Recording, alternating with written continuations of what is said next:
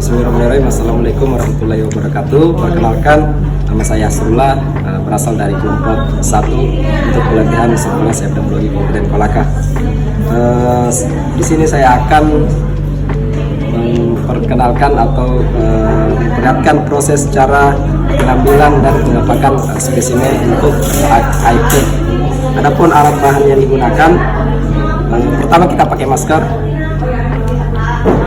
Alat dan bahan yang digunakan, yang pertama yang disiapkan yaitu ada toolboxnya, toolbox yang berisi juga ada kulketnya di dalam yang digunakan nanti untuk pengapakan. Kemudian ada 2 botol untuk digunakan nanti untuk penyimpanan spesimen yang pertama, kemudian untuk spesimen yang kedua, yang penutupnya itu bisa yang berputar, yang bisa ditutup dengan rapat seperti ini.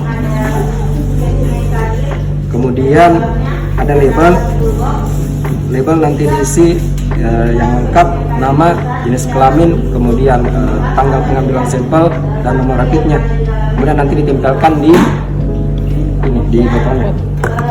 Kemudian selanjutnya ada plastik untuk membungkus nanti setelah dimasukkan spesimen di sini, kemudian dimasukkan ke dalam plastik untuk yang pertama. Kemudian ada nanti plastik yang kedua untuk digunakan memasukkan kedua spesimen. Kemudian selanjutnya ada spidol untuk menulis label nanti. Kemudian ada gunting, ada selotip, ada lakban. Kemudian ada plastik untuk penyimpanan formulir nanti, penyimpanan formulir agar ketika dimasukkan ke dalam box tidak basah. Kemudian ada formulir FP1 yang harus dilengkapi, harus diisi semua, harus lengkap. Kemudian ada permintaan pemeriksaan spesimen, nanti kedua lembar kertas ini masukkan ke dalam plastik.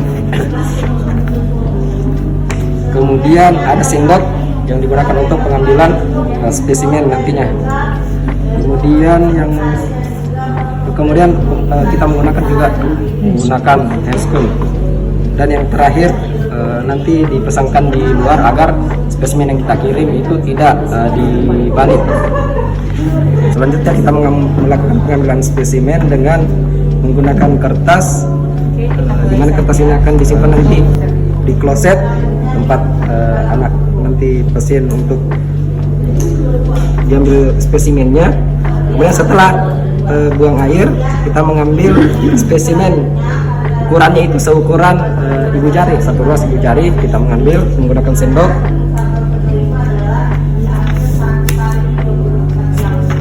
Kemudian dimasukkan ke dalam pot.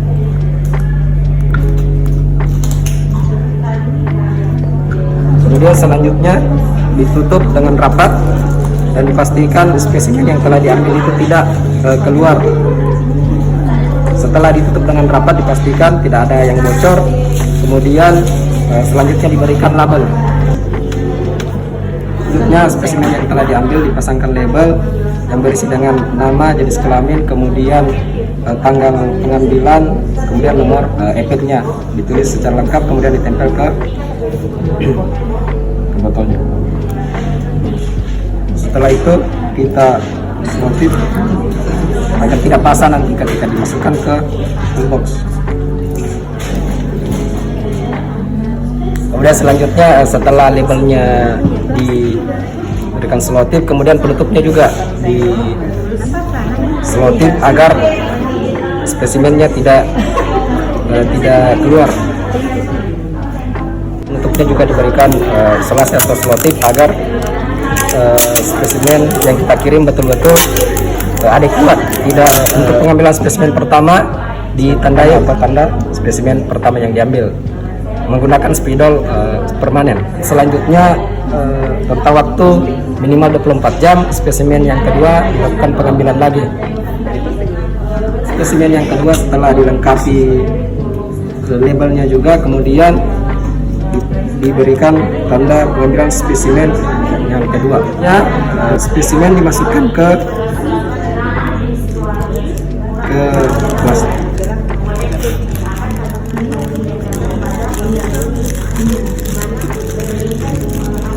usahakan agar tidak terbalik. Kemudian ditutup rapat.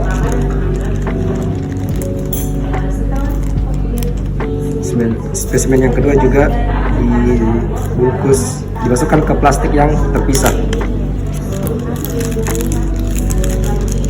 Kemudian kedua spesimen dimasukkan ke dalam satu plastik yang sama, menggunakan plastik yang seperti ini.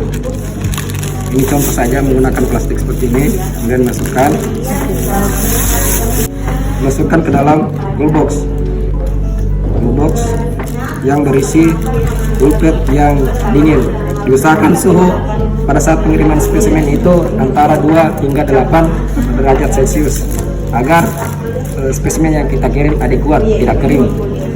Dimasukkan ke dalam cool box, kemudian dimasukkan pulpen di sekelilingnya sekitar 4 atau 5 pulpen. Usahakan agar tidak goyang-goyang. Bisa ditambahkan kapas atau kertas agar spesimennya tidak terbalik atau tumpah. Formulir FC1 dan formulir permintaan pemeriksaan dimasukkan ke dalam plastik.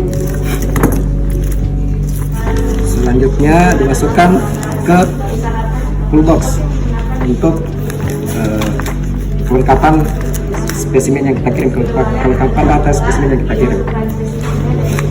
Selanjutnya cool boxnya kita lakban untuk memastikan spesimen yang kita kirim itu tetap terjaga suhunya dan tidak tumpah.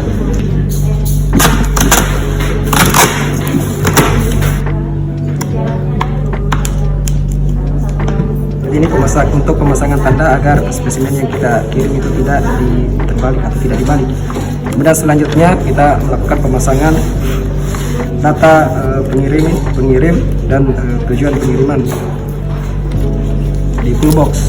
Ya, setelah dipastikan semuanya sudah terpasang dengan baik, kemudian dipastikan cool boxnya tidak bocor, kemudian dilakukan pengiriman ke dinas kesehatan di kabupaten.